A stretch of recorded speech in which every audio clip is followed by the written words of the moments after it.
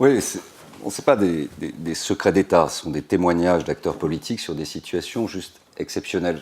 Je veux dire que la période économique quand même qu'on traverse depuis globalement juillet-août 2007 n'a pas de référence dans l'histoire économique mondiale hors la crise des années 30. Je veux dire, ne pas comprendre ça, c'est considérer que ce qu'on traverse aujourd'hui, de cortège de chômeurs, de douleurs sociales, de structures d'endettement, est une crise parmi d'autres. Ce n'est pas le cas. Juste quand même pour bien comprendre cette crise et retenir 2-3 éléments simples si vous êtes interrogé là-dessus. Cette crise, elle vient d'un modèle économique spéculatif américain qui s'appelle les subprimes, où ils ont globalisé des crédits hypothécaires, où ils ont poussé la classe moyenne, qui est le moteur de la société américaine, à s'endetter pour devenir propriétaire. Les banquiers ont créé ces systèmes et les ont globalisés. Les globalisant, à un moment, ça a explosé, puisqu'on a mélangé des bons crédits et des mauvais crédits. Derrière certains crédits hypothécaires, il n'y avait rien. Derrière certains crédits hypothécaires, il y avait des engagements de particuliers qui devenaient propriétaires de leur villa, de leur maison, etc. Tout ça ayant été globalisé, on ne savait plus, et les banquiers, américains notamment, ne savaient plus qui avait quoi valait quoi, et quel titre avait encore de la valeur. Le truc s'est effondré en 2007, ça fait une première secousse très forte, mais ça vient des États-Unis. Il y a eu un début de récession. Et puis, il y a eu une deuxième réplique, toujours aux États-Unis, pour aller à l'essentiel, qui s'appelle Lehman Brothers. Ceux qui sont en éco-G ou ceux qui préparent les écoles de commerce, ou tout simplement ceux qui s'intéressent à l'actualité, je pense que c'est important de le savoir. Lehman Brothers, c'était la quatrième banque d'affaires américaine, une grosse banque d'affaires mondiale, mais ça reste une stricte banque d'affaires. L'administration américaine de l'époque, à la lumière de ce qui s'est passé avec les subprimes, a voulu faire un exemple et dire ces banquiers, quand même, nous polluent l'atmosphère, prennent des risques inconsidérés, il faut faire un exemple. Lehman Brothers avait besoin de capitaux, avait besoin d'oxygène.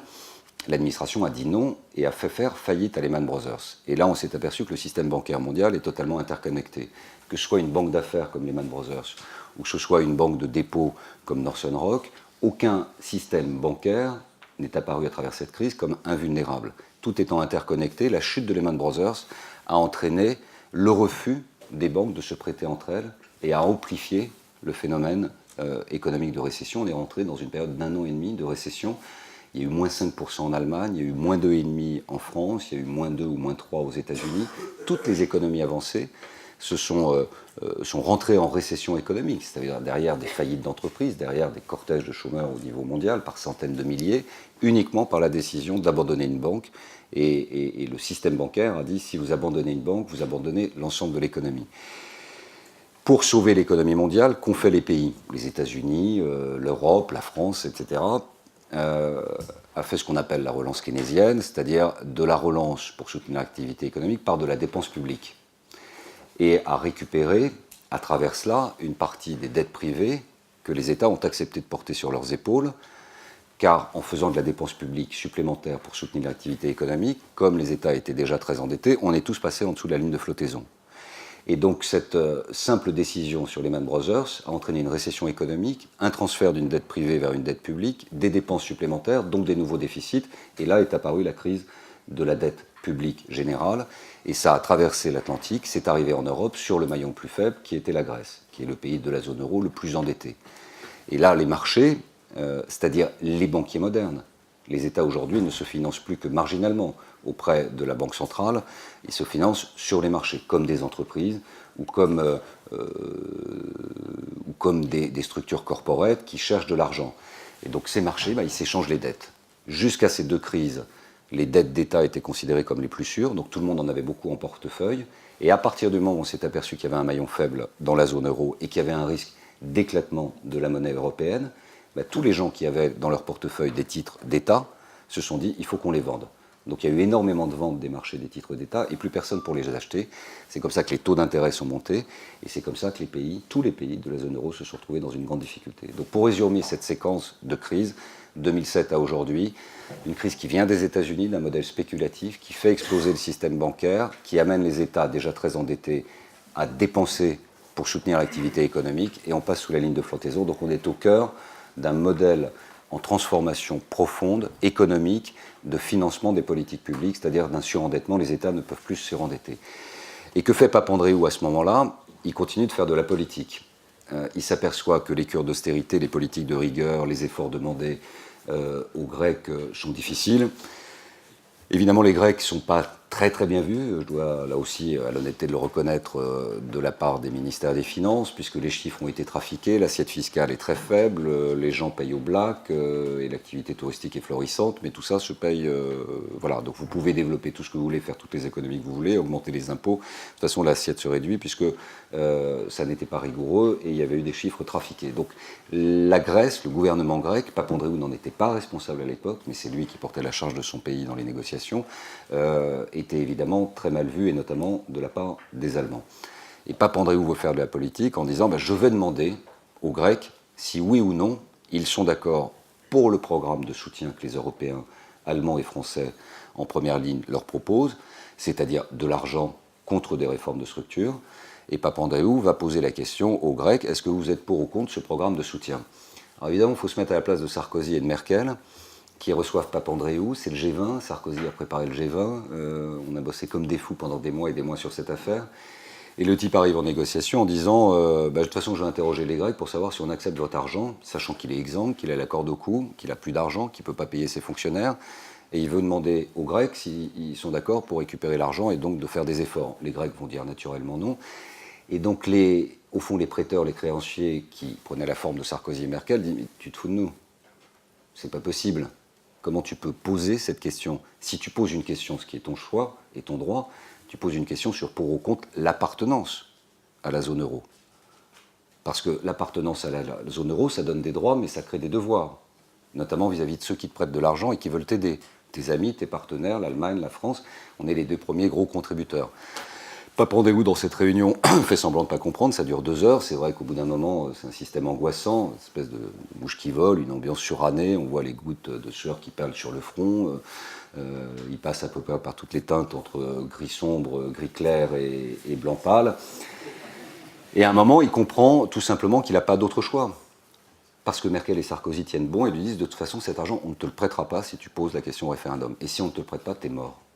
T'es mort politiquement, ton gouvernement tombe, et de toute façon la Grèce est à l'agonie. Ce qu'on ne voulait pas, puisque le jeu, il faut bien comprendre, le jeu, la stratégie européenne, la volonté de Sarkozy, la mienne plus modestement comme ministre des Finances avec mes homologues, ça a été de dire, puisqu'il s'est passé avec Lehman Brothers, une petite banque d'affaires, une récession mondiale et un cataclysme économique, qu'est-ce qui se passe si on laisse tomber un pays? C'est ça la stratégie. Beaucoup de gens se posent la question de savoir pourquoi on se bat pour les Grecs. Ils ont menti, ils ne bossent pas, ils ne rapportent pas d'argent, ils nous coûtent cher, etc. Ce qui est évidemment une vision très caricaturale et très rapide. La Grèce a beaucoup apporté au regard de l'histoire et la Grèce est un partenaire important dans l'unité de la zone euro. Parce qu'on est parti aussi, même si une partie des Allemands voulait la sortie de la Grèce, pas tous les Allemands, mais une partie des Allemands voulait la sortie de la Grèce, pour faire un exemple. Mais la position française, celle que Sarkozy a toujours défendue, a été de dire si avec une banque d'affaires on a eu un cataclysme mondial et il nous faudra des années pour nous en remettre, qu'est-ce qui se passe avec un pays?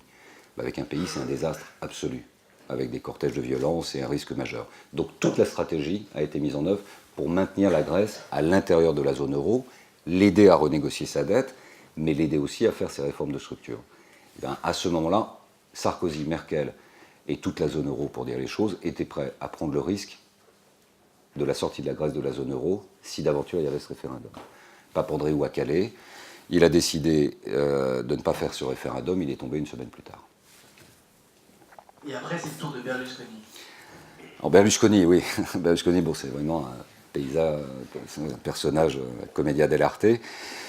Donc il arrive lifté, maquillé, un peu raltier, il est flanqué de son ministre des Finances Tremonti, qui était un type très intelligent, sympathique, mais alors sinistre.